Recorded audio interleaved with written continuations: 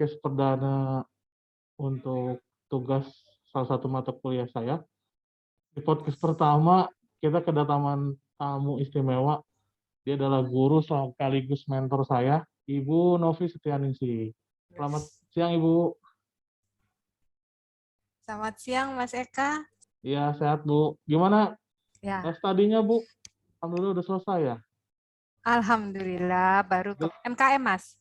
Oh, MKM. Ya, Magister kesehatan Kesehatan masyarakat. Masyarakat. Apa inspirasi buat anak-anak muda yang lain buat belajar itu nggak terbatas waktu dan usia ya? Umur, Iya, betul. juga. Betul. Eh, kita mau ngobrol-ngobrol santai aja sih, Bu, di podcast ini, jadi nggak terlalu formal Boleh, juga. boleh. Eh, mengenai studi, Ibu kan studi di kesehatan masyarakat ya. Di masa Betul. pandemi ini, gimana sih, Bu, studi di eh, kesehatan masyarakat gitu? Langsung saya jawab ya, Mas Eka. Terima kasih Iya, Bu. sebelumnya. Salam kenal buat teman-teman semuanya. Saya perkenalkan, saya Novi. Saya salah satu temannya Mas Eka yang ada di Puskesmas Cilegon. Pandemi itu muncul pada tahun 2019. 19. Kemudian ya ke 19 itu saya masuk pada semester 2. Semester 2 mau akhir, mau semester 3. Nah, kemudian shock juga karena pembelajaran harus dengan jarak jauh. Tapi mau tidak mau kita semua di fakultas tersebut harus menghormati ya, harus memang mengikuti protokol kesehatan bahwa tidak ada pembelajaran. Yang saya rasakan pertama itu biasanya awalnya itu jenuh ya. Jenuh kemudian karena memang harus standby di laptop, tidak ada interaksi dengan teman, kemudian ada berapa banyak kendala, distraction-nya memang benar-benar banyak ya, terutama masalah sinyal, kemudian kita lebih susah fokus ya. Jadi kalau yang saya rasakan dia lebih susah fokus karena kita bukan di lingkungan yang untuk belajar gitu loh. Jadi kalau misalkan kita mungkin karena memang terbiasa orang Indonesia itu kalau belajar memang harus duduk, ada papan tulis, harus fokus di tempat. Jadi saya dari kecil hingga besar itu terbiasa dengan pembelajaran yang kalau dibilang dengan otak kiri ya katanya. Jadi Iya. harus memang duduk, harus memang tenang gitu. Sedangkan kalau pembelajaran ini dengan jarak jauh memang distraksinya banyak, selain sinyal juga kita nggak kurang fokus, kemudian yang terutama adalah kalau saya yang rasakan adalah jenuh. Ada ini nggak, Bu, apa kayak gagap ke culture shock gitu? Teknologi, Iya. ya, Soalnya kan ya. ini langsung kita mulai ya, maksudnya Betul. tentang Memang kalau misalkan pembelajaran jarak jauh itu mau tidak mau harus belajar, mau tidak mau harus bisa ya, mau tidak mau harus bisa mengikuti gitu kan. Dan itu tidak mengenal usia berapa kamu, sudah sepintar apa kamu di laptop kan. Terus udah gitu seberapa bisa kamu megang komputer kan tidak mengenal itu. Jadi mau nggak mau memang kita termotivasi untuk bisa dan belajar dengan Zoom. Beda dengan anak-anak zaman sekarang mungkin ya yang terbiasa dengan pegang laptop, tahu tahu jalannya laptop itu macam mana. Kalau di zaman saya mungkin itu agak terasa berat. Ya memang kalau diikuti dan terbiasa mengikuti ya itu bisa. sekarang yang jadi concern di kampus tuh apa sih, Bu, selain COVID gitu? Soalnya kan kalau di kampus tuh informasi lebih cepat ya dibanding di masyarakat luas gitu. Mengenai kesehatan sendiri apa sih, Bu? Banyak ya yang jadi concern di kampus selain COVID yang kita ketahui kasus TB ya. TB Ya, kita betul. tidak pernah lepas dari 3 besar di dunia. Kemudian Betul. yang 2/3 dari TB terbanyak adalah salah satunya di Indonesia. Jadi itu juga menjadi concern. Kita berperang menghadapi COVID, tetapi satu sisi penyakit menular lainnya kita juga harus ikut berperang gitu. Jadi bukan cuma COVID juga, tapi TB juga menjadi salah satu concern kita bagaimana untuk menjaring pasien TB, kemudian melakukan pengobatan dengan benar sehingga TB itu bisa teratasi. Betul, betul. AKI dan AKB kita masih tinggi di Indonesia. Jadi sebenarnya gini loh, tugas angka untuk menurunkan angka kematian ibu dan angka kematian bayi itu bukan hanya ada di kesehatan, karena Betul. beberapa faktor yang lain juga ikut terlibat. Tetapi orang kesehatan selalu menjadi itu loh, gara Iya. si Anu yang intinya ada notabene-nya adalah ya betul.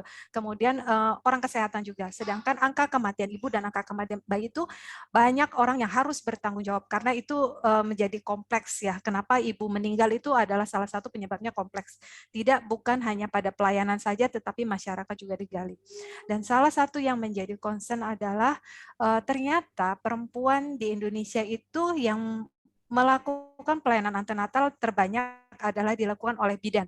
Dari data Wah, Riskesdas, 85%-nya adalah dilakukan pelayanan 85%. oleh Riskesdas tahun 2018 bahwa 85% pelayan yang melakukan pelayanan antenatal adalah bidan. Jadi bagaimana Indonesia bisa memperkuat bidan supaya pelayanannya bisa standar agar bisa sama-sama menurunkan AKI dan angka. Menurut saya PTM. Mas Eka perlu tahu ya, kalau sekarang zaman junk food banyak, Betul, sekarang betul, Bu. gosen, kemudian Dosen. jajan lebih murah Lebih murah daripada ya, belanja. mudah. Betul, betul, betul. Nah, Apalagi sekarang PTM, lagi pandemi betul. gini kan ya, Bu. Jadi Ya, keluar mesen ya yang betul. junk food gitu, lebih cepet. Iya, betul.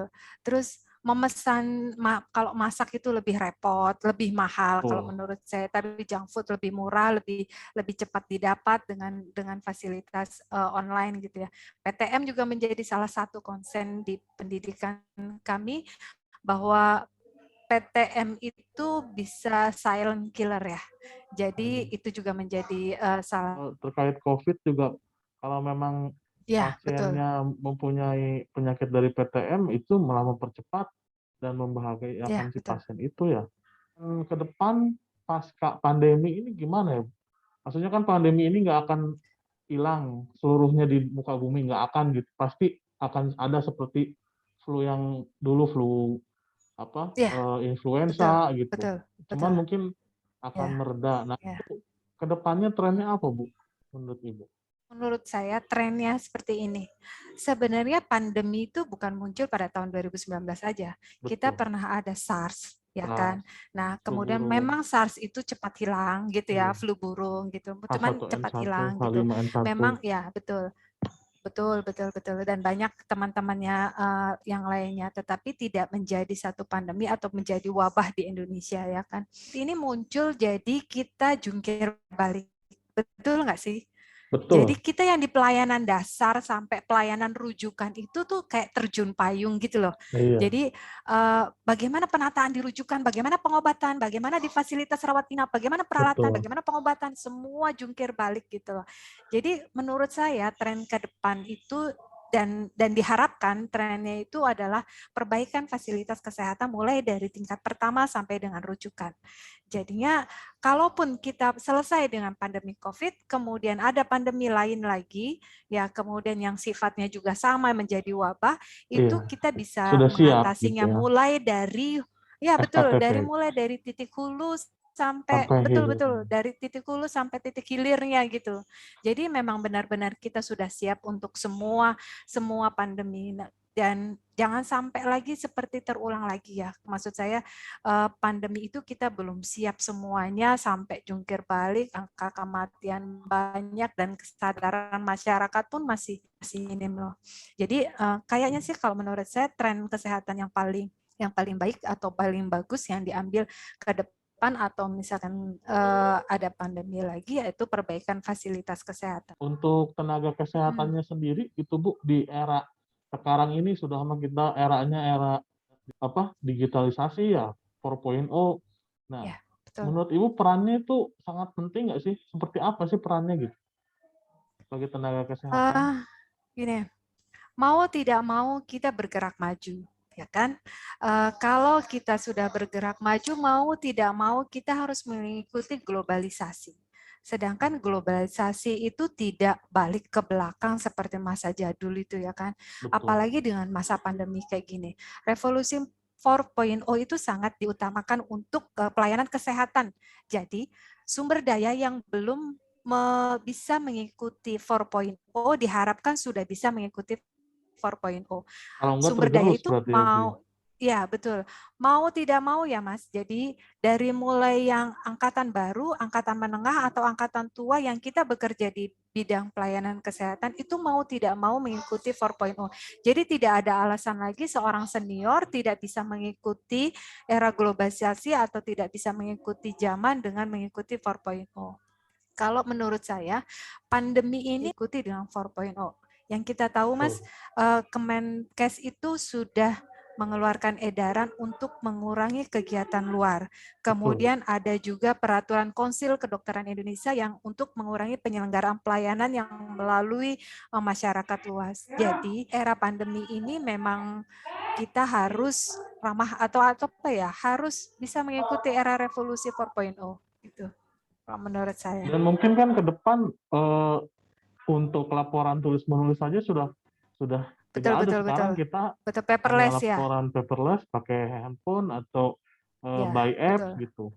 Ya. Nah, mungkin Ya. harus banyak juga, apalagi untuk angkatan lama gitu, tenaga kesehatan mungkin harus sering terpapar juga ya. Kalau enggak, karena nanti dia nggak akan bisa apa-apa Ya. gitu. Nah, sekarang Ya. kan Betul, Mas. dituntut pendokumentasian yang sangat baik gitu.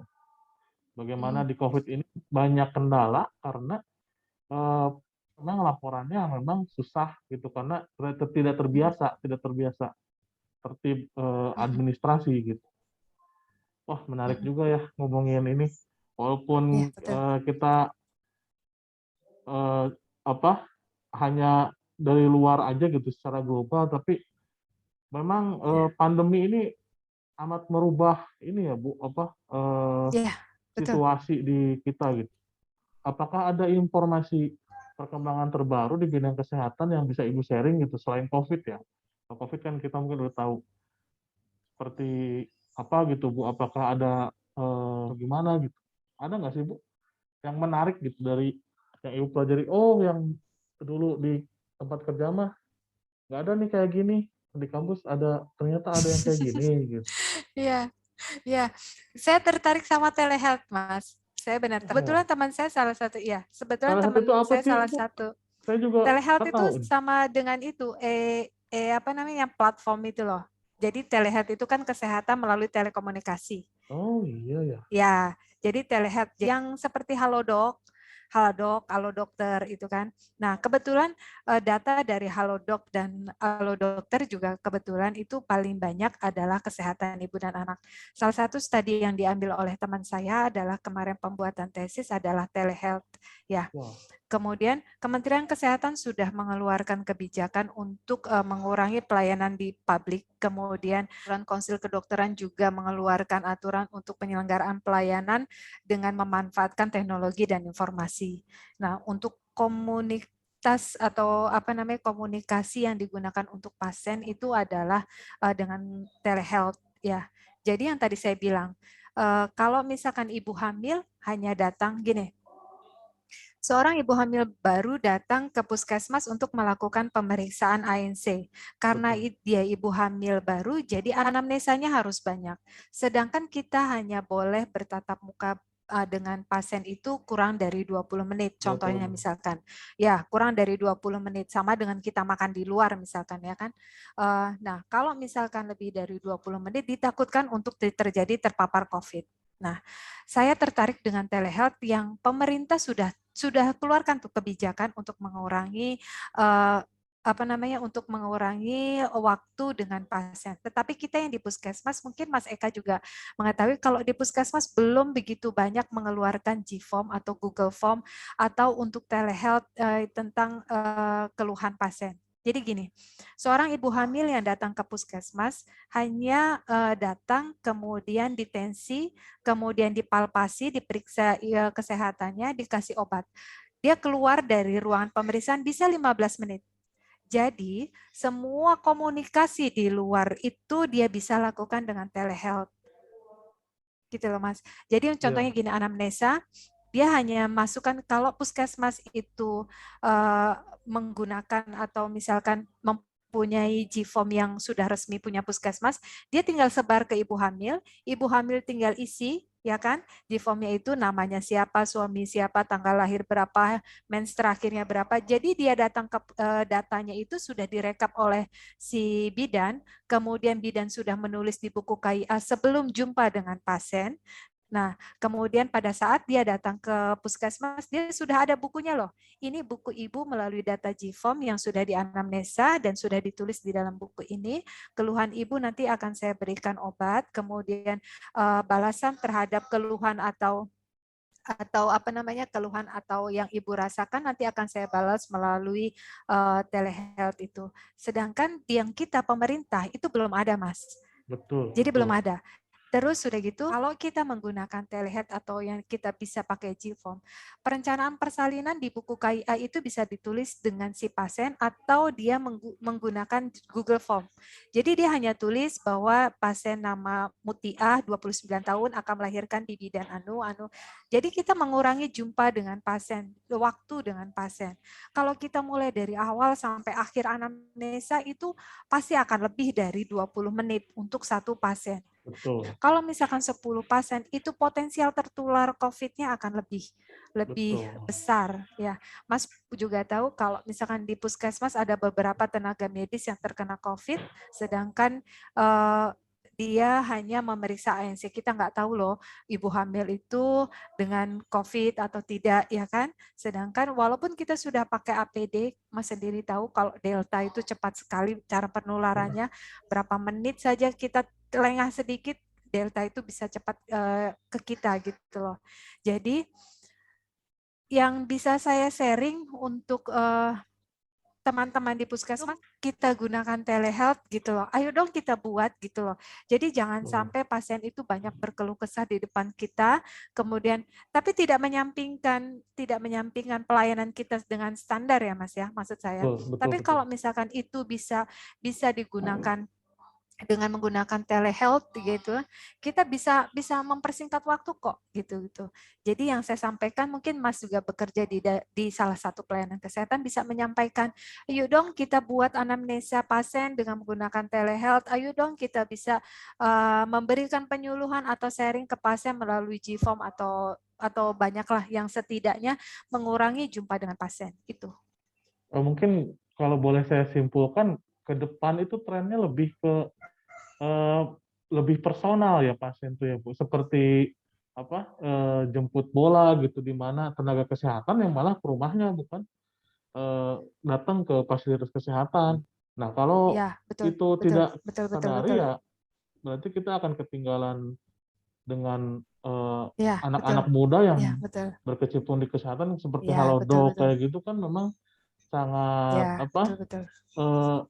seperti Gojek sekarang lah Bu gitu. Gojek kan dulu sangat Ya, apa betul, betul, betul, diremehkan betul. gitu. Apa sih ojek kok Ya, online gitu. Nah sekarang malah menjadi iya, betul, booming, jadi betul. besar gitu perusahaannya. Mungkin di kesehatan Iya, juga akan iya, seperti itu ke depannya ya Bu. iya, iya betul. Kita nggak ada yang tahu kan sampai kapan Betul, pandemi ini selesai, betul. betul. Terus apa kita mau pakai cara lama dengan musibah yang baru? Kan nggak mungkin juga. Jadi kalau bisa ya kita jadi orang yang dinamis tapi bisa menyesuaikan. Dan yang penting adalah tidak keluar dari standar. Jadi apa yang didapatkan pasien itu walaupun sedikit agak berbeda, tapi setidaknya standar yang kita lakukan itu masih sesuai dengan standar yang semestinya gitu. Betul. Menarik, menarik. Mungkin segitu saja untuk podcast kali ini. Terima kasih udah banyak sharing sama membantu Baik saya. Mas Eka, baik sama-sama. Semoga pandemi cepat mereda dan Amin, kita amin, udah amin. bisa menjalankan new normal yang benar-benar normal gitu. Tidak seperti Baik, sekarang. baik, Baik, terima kasih baik. Bu. Salam ke Baik keluarga Mas semua. Eka. Terima kasih Waalaikumsalam semuanya. warahmatullahi wabarakatuh.